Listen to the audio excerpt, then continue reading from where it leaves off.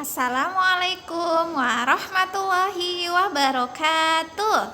Anak soleh, selamat pagi anak soleh-solehku sekalian.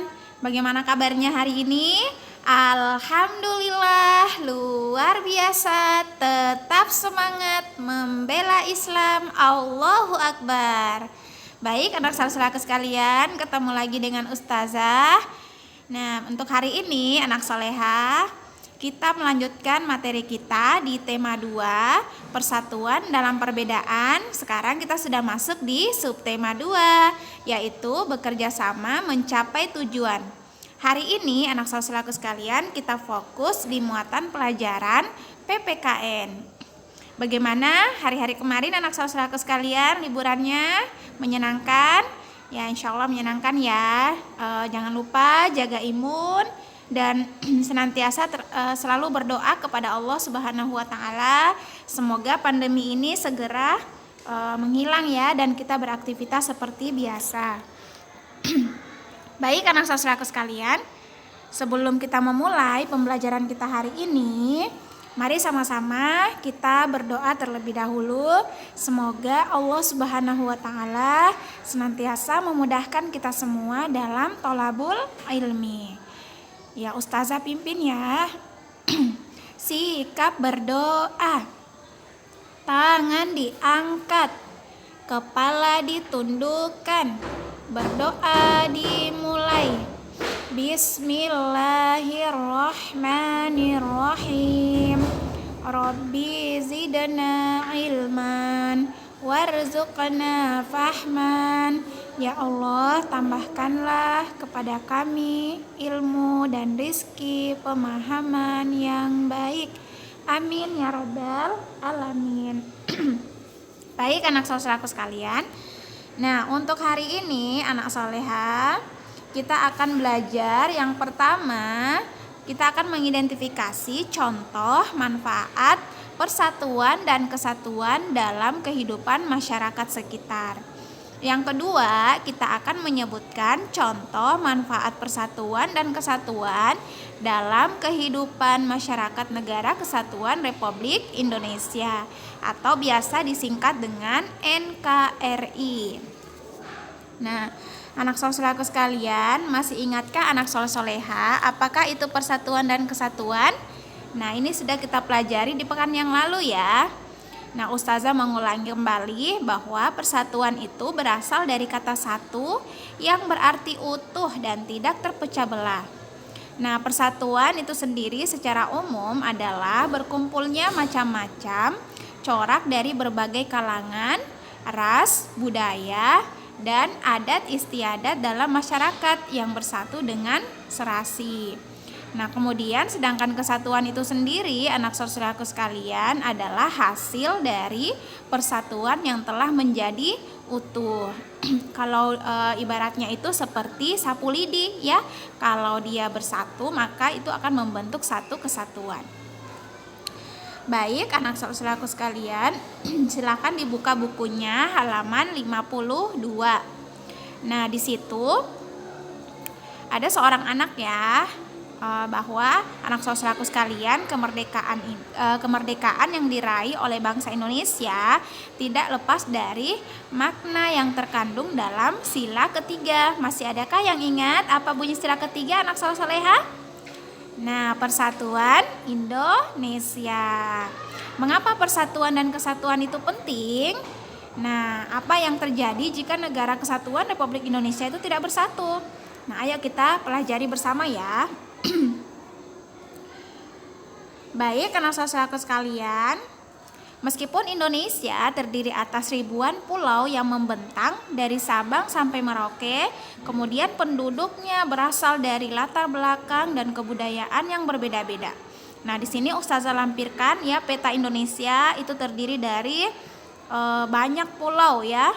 Namun dengan kebinekaannya meskipun berbeda-beda anak saudaraku sekalian, tetapi Indonesia tetap bersatu. Kemudian, nah, ini adalah salah satu gambar masyarakat Indonesia yang majemuk. Artinya majemuk itu adalah berbeda-beda, rasnya yang berbeda-beda, sukunya, agamanya, adat istiadat. Ya, namun dengan semangat persatuan dan kerjasama, bangsa Indonesia ya mampu mengusir penjajahan dari bumi Indonesia. Meskipun kita memiliki latar belakang masyarakat yang majemuk atau berbeda-beda. Nah, di sini anak saudaraku sekalian, bersatu kita teguh, bercerai kita runtuh. Itu adalah semboyan yang sering kita dengungkan untuk meningkatkan semangat persatuan pada masa penjajahan. Nah, anak saudaraku sekalian, silakan dibuka bukunya halaman 52 ya. Di situ ada satu contoh teks ya, seorang anak, beberapa anak yang bermain bersama. Ya, di sini judul teksnya itu adalah Kami Berbeda Namun Kami Bekerja Sama. Nah, Ustazah bacakan ya, silakan disimak dan anak saudaraku sekalian boleh membacanya ya, dibuka halaman 52. Matahari belum tinggi ketika Edo, Dayu, dan teman-temannya bermain di halaman sekolah. Ada yang bermain lompat karet, ada yang bermain petak jangkok, ada yang bermain congklak di selasar kelas, dan sebagian lagi itu ikut dalam permainan rangku alu. Nah, ini adalah di gambar ini adalah salah satu permainan rangku alu.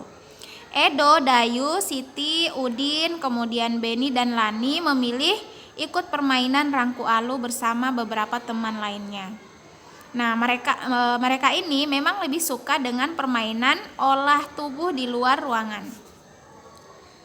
Nah, berikutnya lanjut cerita.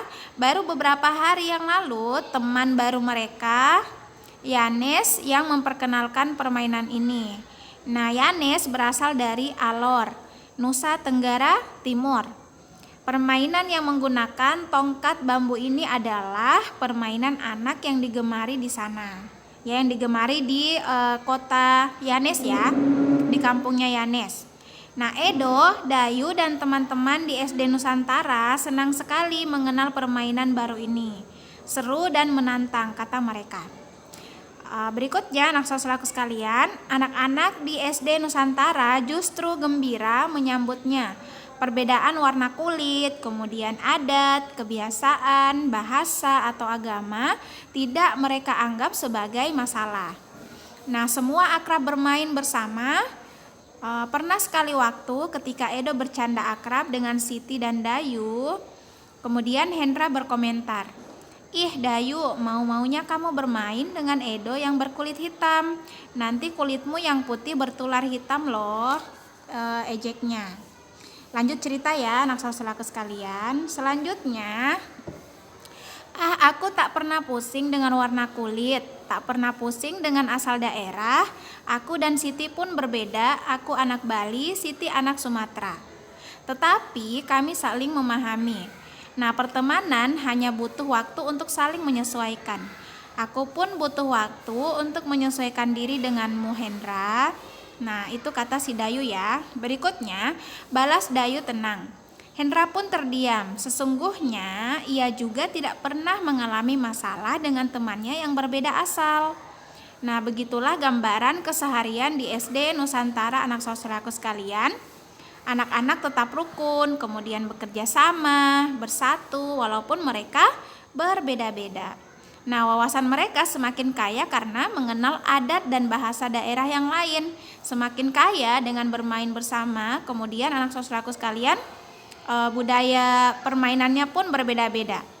Nah, rangku alu, kemudian ada bentik, ada gobak sodor, ada cingcripit, menjadi perekat yang menyenangkan. Nah, Masya Allah ya. Jadi anak saudaraku sekalian, perbedaan itu tidak menjadi masalah untuk saling bersatu ya, bekerja sama seperti di permainan rangku alu. Seperti anak saudaraku sekalian, untuk ikhwannya biasanya bermain bola. Kalau tidak ada kekompakan, maka kemenangan pun tidak akan tercapai. Nah, baik anak saudaraku sekalian, berikutnya di sini Ustazah menampilkan manfaat persatuan dalam kehidupan ya, manfaat persatuan dan kesatuan dalam kehidupan masyarakat. Yang pertama, kita mengatasi perbedaan dan menghilangkan diskriminasi seperti yang dicerita tadi ya, meskipun berbeda-beda ya sukunya, kemudian warna kulitnya, tetapi kita harus menghilangkan diskriminasi. Apa sih itu diskriminasi? Yaitu tidak membeda-bedakan orang lain. Yang kedua, menciptakan kerukunan antar masyarakat. Yang ketiga, menciptakan rasa toleransi dan tenggang rasa dalam menghadapi perbedaan. Kemudian yang keempat, manfaatnya itu adalah menciptakan rasa kekeluargaan, kemudian semangat tolong menolong, peduli pada sesama, dan gotong royong dalam kehidupan bermasyarakat. Nah, yang terakhir, terjaga perdamaian di lingkungan masyarakat ya, di lingkungan sekolah. Meskipun kita berbeda-beda tetapi harus rukun sehingga kehidupan kita menjadi damai dan tentram. Nah, selanjutnya anak sosialku sekalian, di sini Ustazah menampilkan ya manfaat persatuan untuk bangsa kita.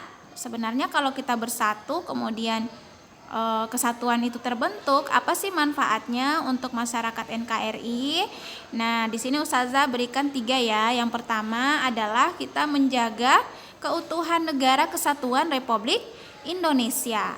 Yang kedua, menjaga perdamaian negara kesatuan Republik Indonesia.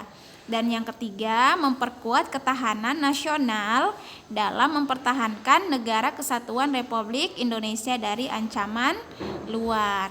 Ya, jadi kita mengambil contoh ya dari pahlawan kita dengan latar belakang yang berbeda, tetapi mereka bisa mengusir penjajah ya yang ada di negeri ini. Masya Allah ya. Jadi anak saudaraku sekalian, tugas kita adalah mengisi kemerdekaan. Oke, baik anak saudaraku sekalian, untuk materi kita hari ini ya tentang persatuan dan kesatuan. Jadi anak saudaraku sekalian tetap semangat ya, selalu belajar, kemudian menambah hafalan, menjadi anak yang soleh dan soleha. Nah, baik anak saudaraku sekalian, untuk tugasnya hari ini adalah silakan dibuka bukunya halaman 53 sampai halaman 54. Tugasnya ini anak saudaraku sekalian mengacu pada teks yang Ustazah baca tadi yang ada di halaman 52 ya.